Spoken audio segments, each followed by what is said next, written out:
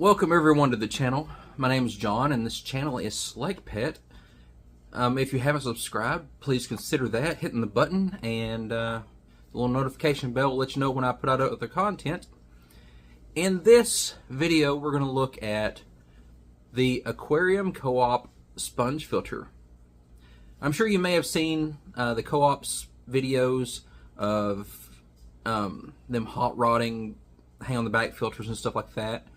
And that's a great idea. Everything, no matter how good it is, there's always room for more improvement. So the co-op has done a good job already with their sponge filters, making improvements to sponge filters in general that were out there, adapting ideas from other types of sponge filters and putting them all together. And so it's already pretty efficient, a pretty good design, but it can be improved on. It can be hot rodded. So let's look at the Aquarium CoOp sponge filter and see how we can hot rod that thing.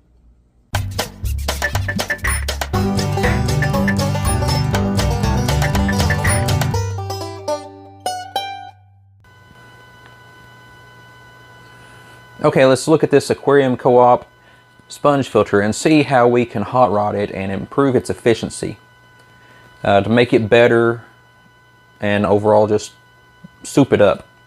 So what makes a sponge filter work is you need surface area for your bacteria and airflow to pull the water through it. So surface area and water flow. The tube, the longer the height of the tube, the more pull you'll have, the more power of your air, the more pull you'll have on your water as well. One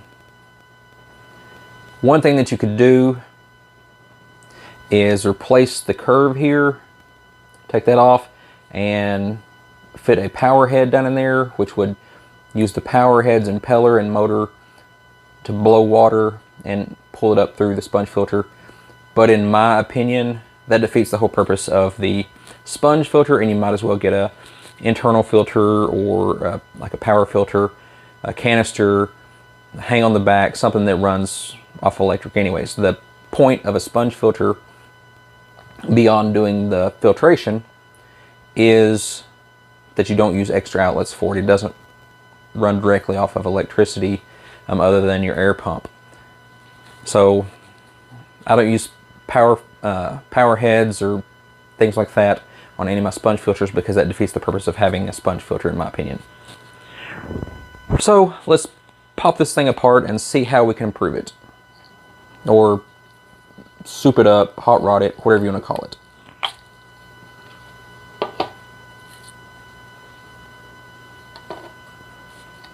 Okay, so we have the basic components here. We've got this right, the weight on the bottom. Can't really do much to improve the weight that I know of.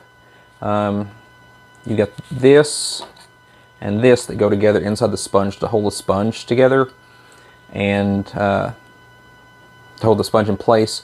And the water comes through the sponge into this and up the uplift tube.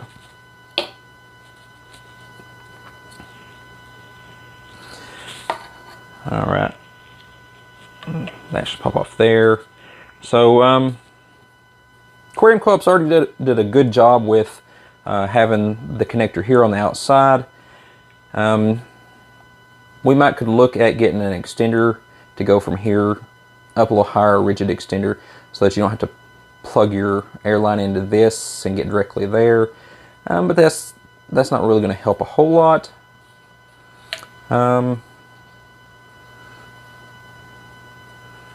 Me personally, for aesthetics, for looks, if we could figure out how to get this to be clear, that would improve the look of it a whole lot. But I know that's co-op's thing, is to make it look green, but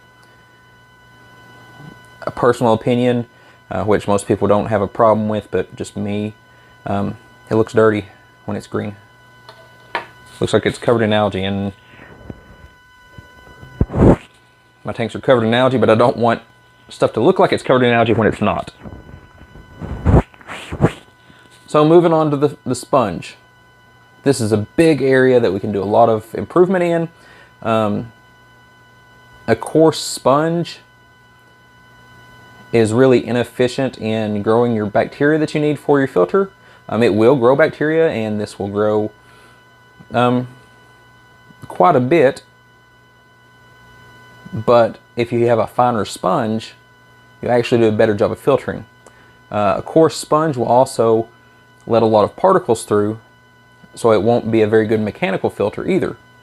It'll catch larger particles in here, and then when you move it, it'll make a horrible mess.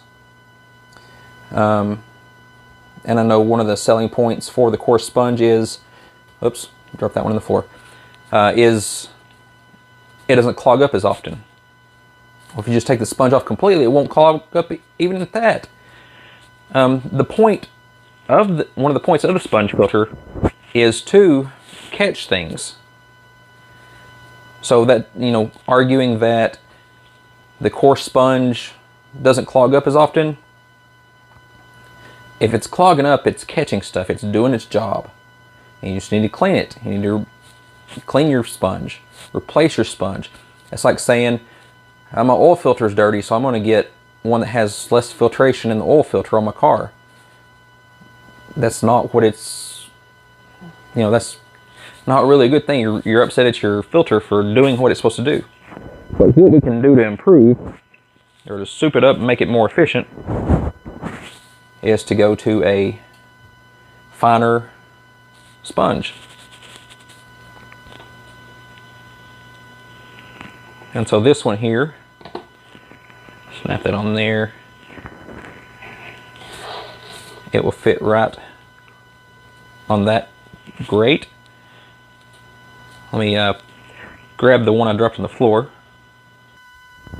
And so you can see the difference here in the porosity of these two sponges, how coarse this one is. There's a lot of open air there, that there's, you know, the bacteria can't grow in the openness, it can only grow in the surface area.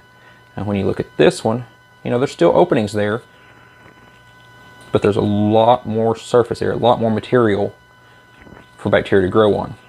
So this one will do a lot more efficient in filtering as far as collecting particles and growing your bacteria. So much better for mechanical filtration and biological filtration.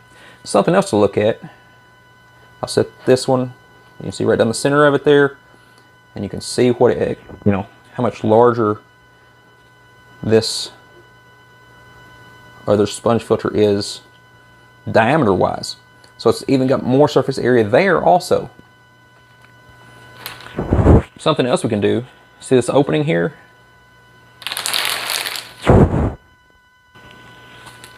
This opening is just going to hold water and water flow through it. So if we take and we add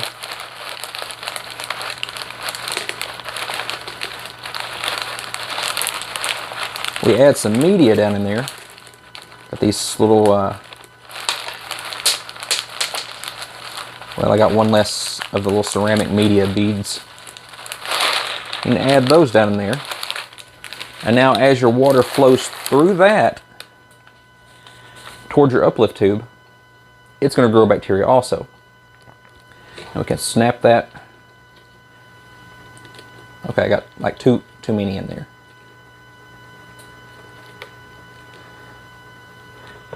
Snap this back down on there.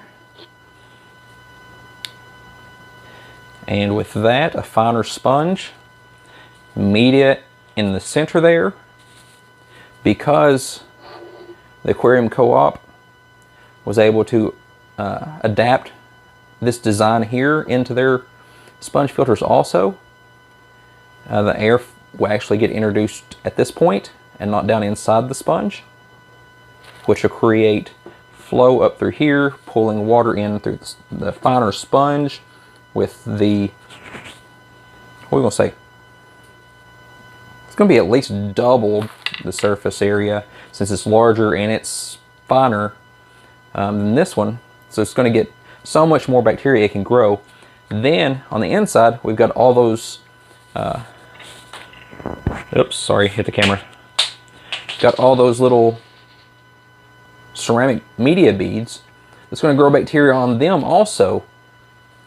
So this filter here, I mean, it has jumped in what it can filter. The bioload that it can handle is going to be so much larger than what it was originally. And yeah, just totally souped up and hot rodded. Makes me want to paint flames on it. So what's your ideas? What else can we do to the CoOp sponge filters to hot rod them, soup them up, make them more efficient? Everything's got room for improvement. What else can we do? CoOp's done such a great job designing it up to this point, and now we've added on a little extra. What's your thoughts? What else can be done? Leave your ideas in the comments, and we'll try that maybe. And what do you think about these ideas that we've got here? And we'll see you next time.